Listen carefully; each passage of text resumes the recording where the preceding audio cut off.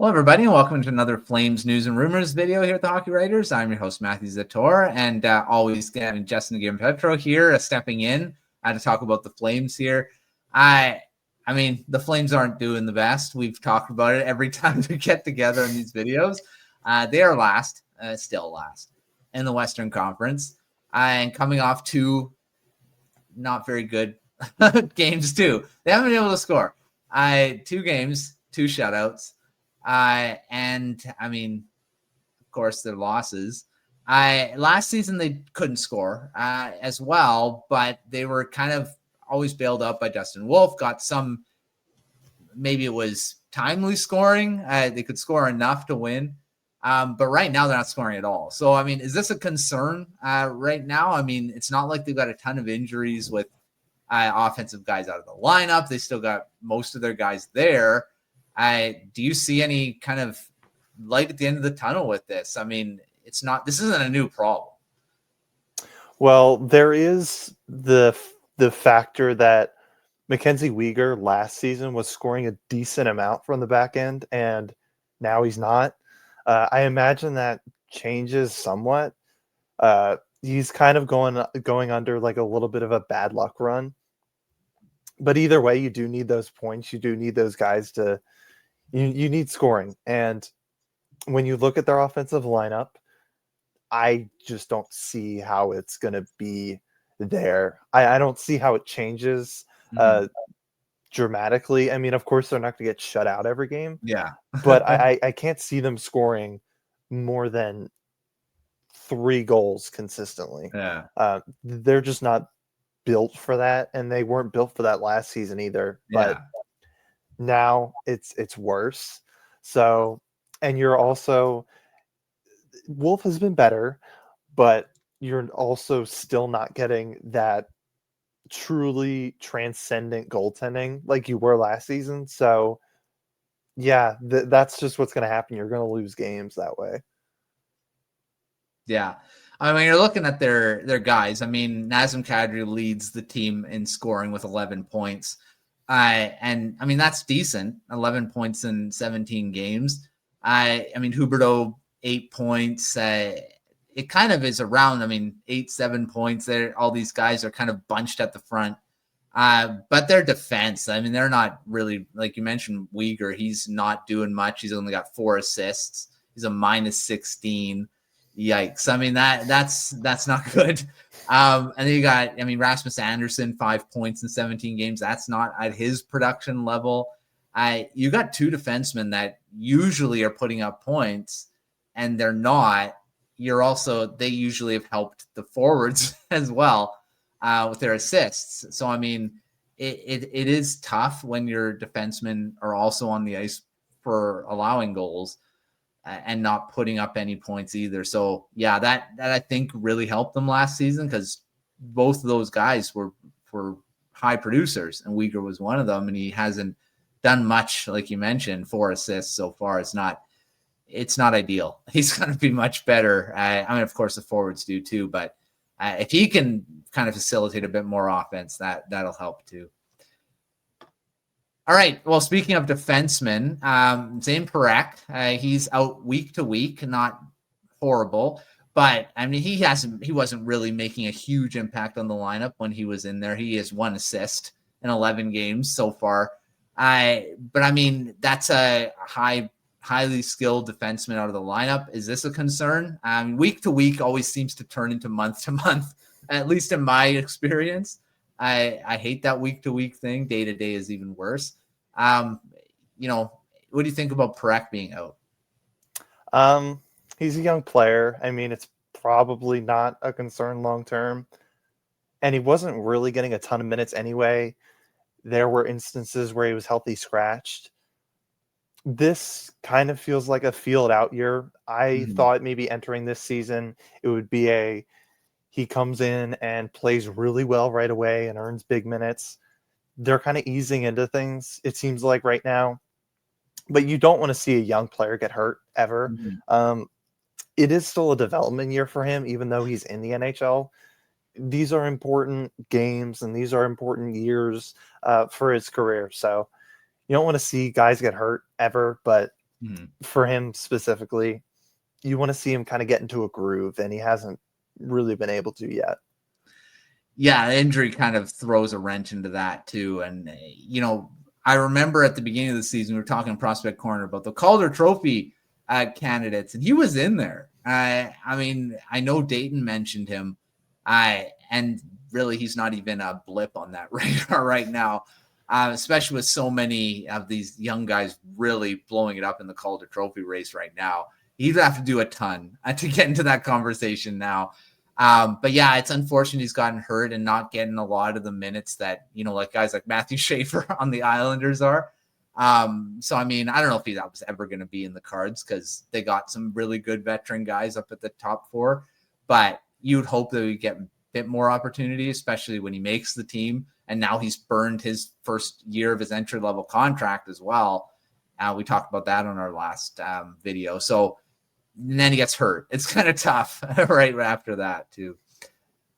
Another guy that's hurt right now and maybe made a bit of an impact him being out of the lineup is Martin Pospisil. He's a guy that's, he's not a highly skilled guy, but he brings up physicality. He does have the ability to score. What impact is he having not being in the lineup for the Flames? Is that a reason why they're kind of struggling? I think that's part of it because they were kind of the score by committee team, I would say, last season. And that's kind of the idea this season, or that was supposed to be the idea, because you don't have an 80-point player on your team, not even really a 70-point player. So you're kind of looking for these third, fourth liners to contribute, to get, 5, 10, 15 goals even. And every player that goes down, that is a loss, and it's harder to get those goals. Again, it's been a rough year. It's going to be tough for them to bounce back. They are last in the league, but players like this are still important no matter what. Mm-hmm. He had 4 goals and 25 points last season in 81 games. He's yet to play this season because of that injury. So it's like, it's tough. And that is production that's out of your lineup, and just that energy and that spark that he brought to the team. That can be a big difference as well, because he played almost all season and contributed to that team that surprised everyone and got almost into the playoffs. So yeah, big loss, him being out of the lineup, and hopefully he's back soon. I don't know how much of an impact he'll make right off the bat, because again, it takes a bit of time to come back, especially from an injury and you haven't played yet in a season. So we'll see when he comes back how long that takes for him to get up to speed. All right, the biggest thing I will talk about in this video is Nazem Kadri. We mentioned him leading the team in points. Looks like the Flames aren't going to be moving him because their owner, or it's just Darren Dreicher that reported this, that their owner doesn't want to trade him. And he's one of the bigger trade candidates. He's been in the trade rumors a lot of teams kind of looking into him, the Canadians, the Canucks, amongst them.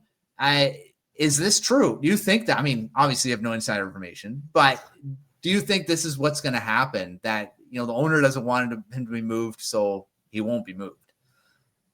I'm not sure how much say the owner would have here, but because again, Kadri has that, I believe he has some clauses on his contract that he can kind of dictate where he wants to go. But either way, I didn't think that they were shopping him. Again, he has 4 years left on a pretty big contract, $7 million per year. That's going to be hard to move anyway. It would make sense to move it, though, considering where they're at. Again, they're kind of in this, I wouldn't call it a rebuild yet, but that's kind of where they're at. Kadri's not going to win a Stanley Cup here.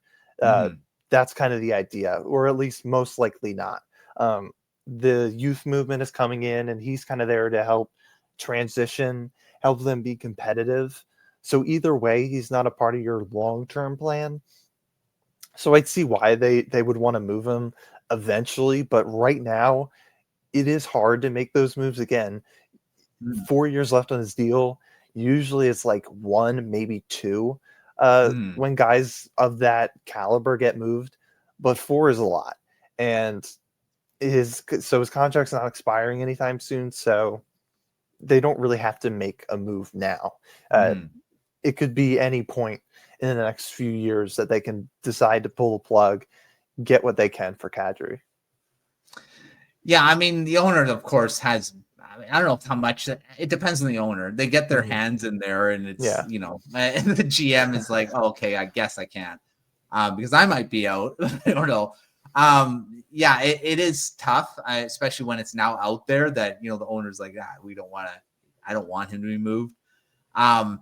Yeah, it's something that it's going to be tough to move him anyway, like you mentioned with the salary. The fact that he has that a bit of a no trade clause, he's got that list of teams that he can't be traded to because he's put that in. It's not a full no trade, which was assumed at the beginning of the season, but now it's been brought out that it's only a 13 team no trade. So it's going to be, I mean, it's still going to be, it's less tough, I guess, with that, but it's still going to be something that, well, if one of the teams are on that list, obviously you can't trade them to that team. So, yeah, we'll see how that all plays out. It kind of throws a wrench into that because he would probably fetch quite a bit for a team, guy on term that's still productive. At least a first-round pick, at least I would think so. So, yeah, it kind of throws that, one of the guys that you wanted, and Rasmus Andersson is in that boat too. We'll see how many of these guys get moved, and that may happen sooner than later because of how much they're struggling. It's going to take a lot to get them back into the playoff picture. So, I mean, some of these rumors might be more intensified as we keep going here, but we'll see if Kadri is still going to be part of that or not. There's other guys that they'll probably move ahead of him for sure. All right. Well, there's another Flames update here. Hopefully next time we're not talking about a bunch of losses and they're maybe getting themselves out of the basement. They are pretty far down there right now. But yeah, I don't think anyone expected the Flames to be this bad. I think they thought maybe they were going to be a bit better, but I mean, it's not happening so far. But make sure to check out everything at thehockeyreds.com. We got great articles from Rupert, who covers the Flames and the writing side. Check all his articles out. But until our next video, we will see you next time.